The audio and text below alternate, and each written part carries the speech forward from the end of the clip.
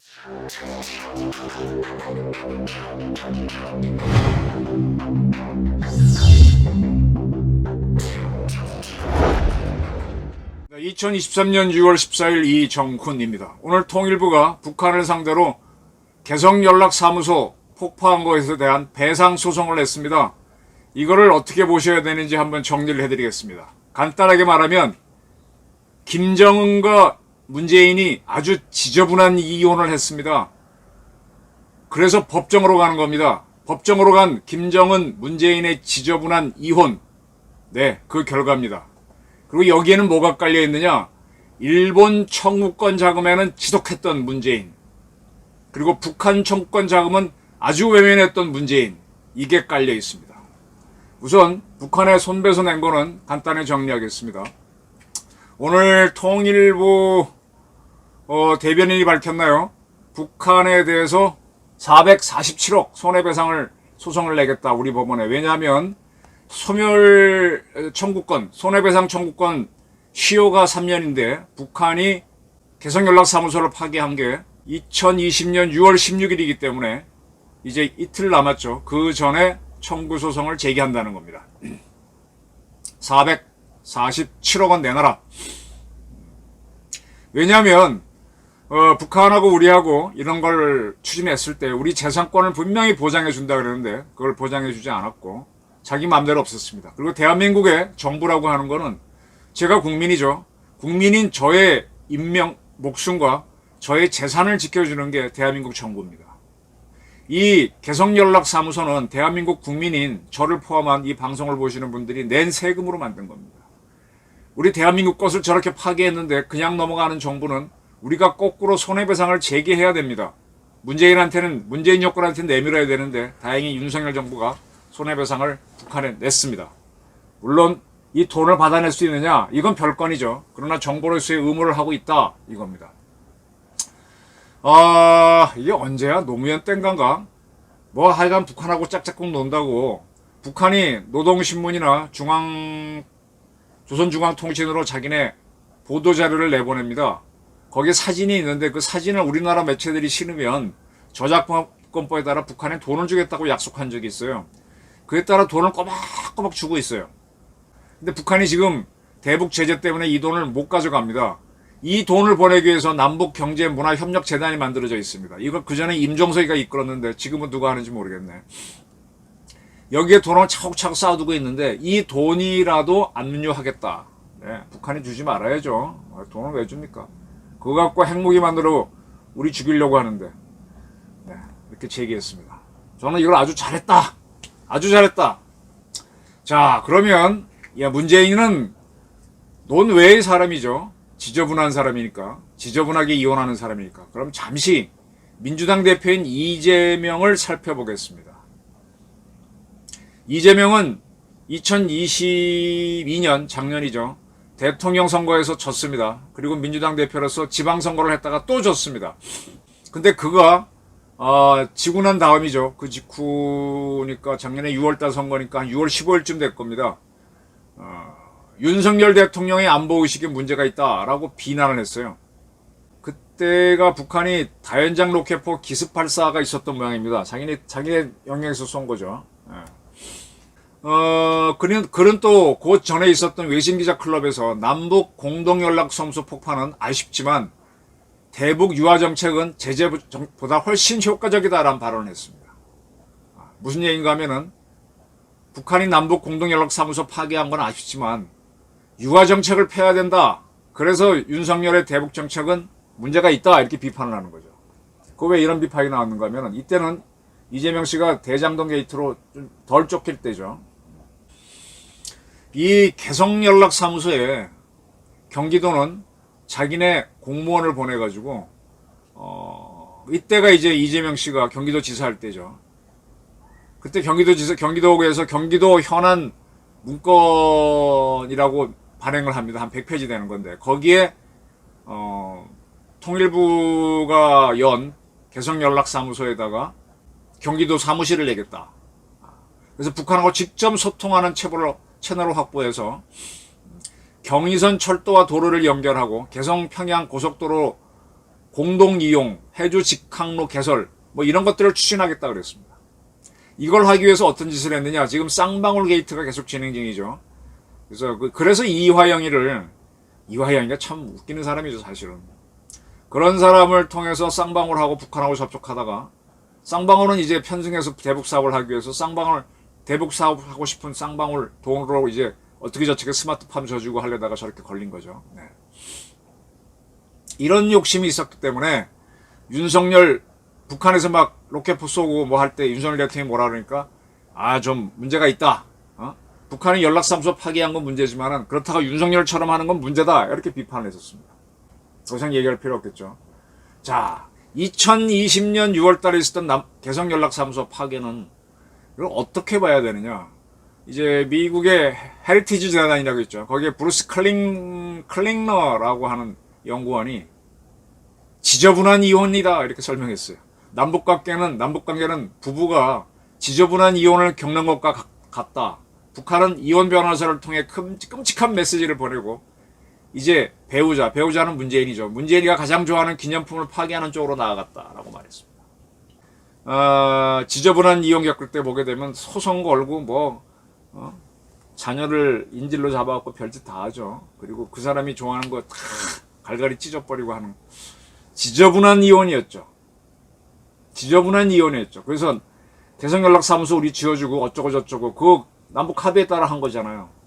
요거 봐라 하고 기다렸더니 폭발을 시키는 거죠. 지저분한 이혼을 당한 겁니다. 근데 이때 문재인 정권은 뭐라는 거면 유감이다 그랬어요. 유감. 자기는 이혼할 뜻이 없다라는 걸 내보낸 거죠. 그러나 이게 누차 말씀드리지만은 북한은 문재인을 이용해서 문재인이가 막 그렇게 다리를 놔주려고 하니까 문재인을 이용해서 트럼프를 만나서 자기네가 이미 수명이 당한 5메가와트 원자로 이건 이미 2000년 초반에 끝난 거죠. 그걸 없앨 테니 우리가 핵시설을 없앤 걸로 보고 대북 제재를 풀어달라. 그런 걸 들고 나온 거죠. 그걸 했는데 그걸 하기 위해서 일단 남북관계가 좋아야 되니까 판문점에서 만나고 또 문재인 부부를 평양으로 불러서 만나고 그 부부를 데리고 백두산까지 데려가고 그리고도 배알이 있으니까 이재용 부회장 앞에서는 냉면이 목구멍으로 넘어가십니까? 이런 심리전도 하고 그렇게 해서 싱가포르에서 트럼프를 만나고 하노이에서도 만났는데 하노이에서 딱 트럼프가 웃기지 마. 그거는 이미 끝난 거고 그거 말고 이거 더 내놔. 딱 하니까 이제 의학한 거고 다시 한번 확인하려고 2019년 6월 달에 판문점에서 또 보자 그랬는데 또 거기서 트럼프가 웃기지 말고 다 내놔. 그때 문재인은 자기도 그 회담에 껴서 남북 미 3자회담 만나려도 쫓아갔다가 끼지도 못하고 생쇼를 한 바가 있죠. 그리고 나서부터 이제 김정은이도 이 미국이 자기네를 요구를 안 들어주는구나 알고 문재인이가 한다니까 끼어들어서 해봤는데 이 실패한 책임은 자기가 져야 되니까 지기 싫으니까 모든 책임을 문재인한테 넘겨서 삶은 소대가리 특등 머자리 욕을 해야 되는 거죠.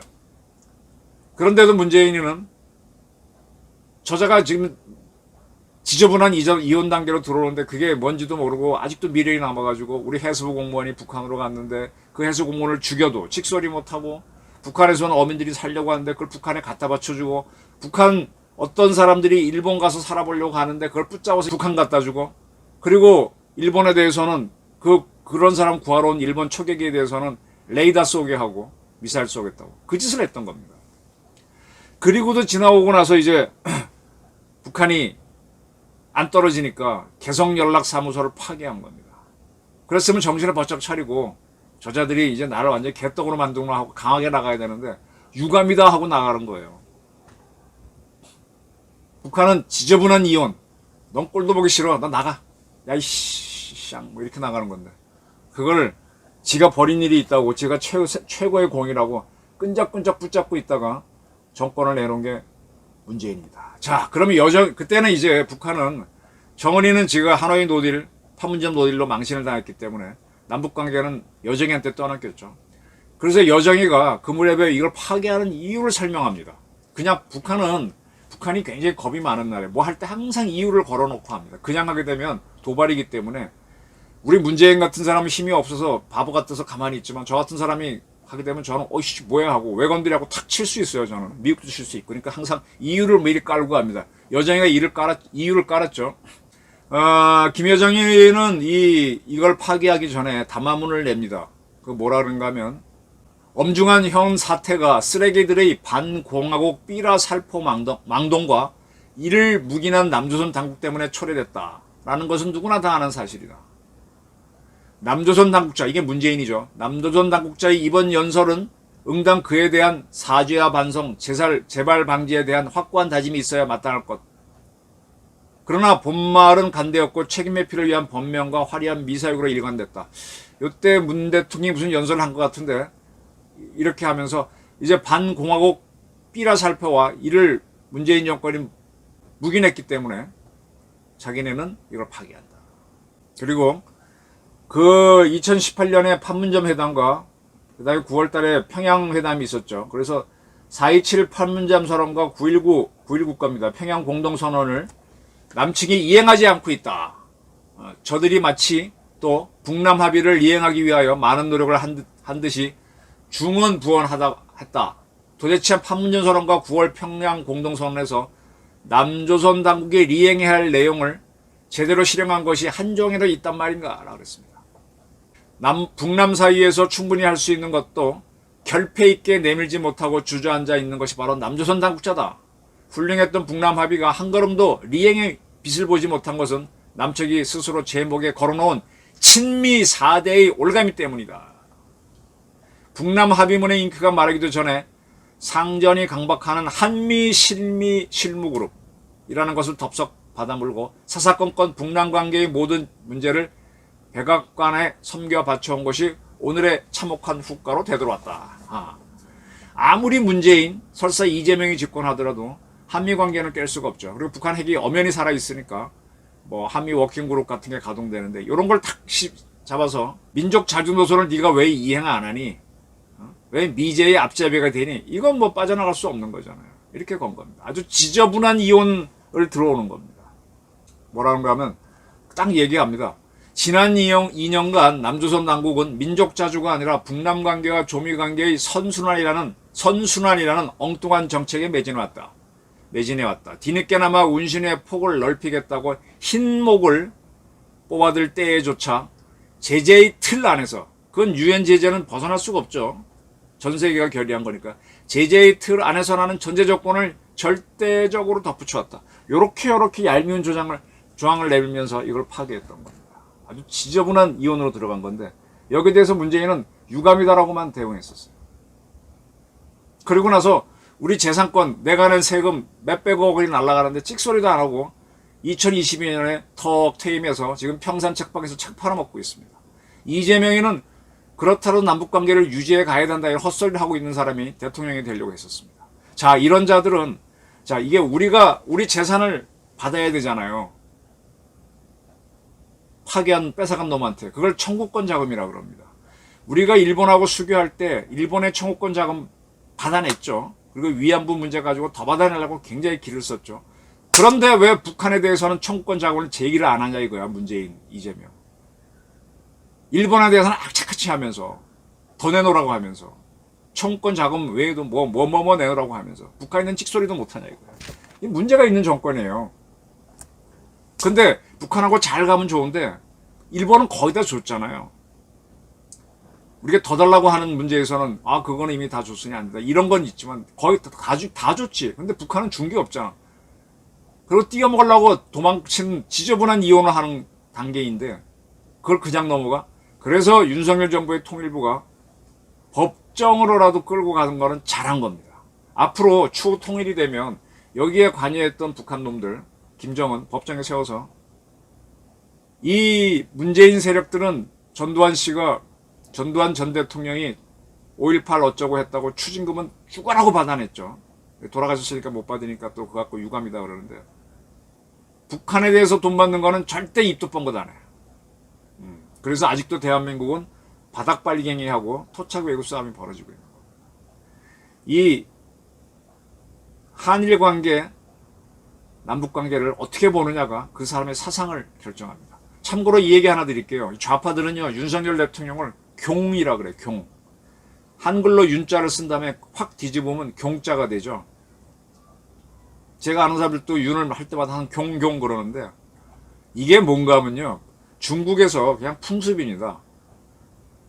뭐 하나 그 사람 이름이나 조직이 있을 때 그걸 써놓고 거꾸로 이렇게 뒤집어 놓으면은 그게 일종의 주술입니다. 그 사람 망하라는 거예요.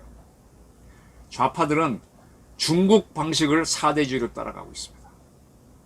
그러니까 일본 청구권 자금에는 지독하고 일본 다 줬어. 북한 청구권 자금 입도 뻥긋 안 해. 네. 법정으로 간 김정인, 문재인의 지저분한 이혼 설명드렸습니다. 제 설명 이해가 되십니까? 감사합니다.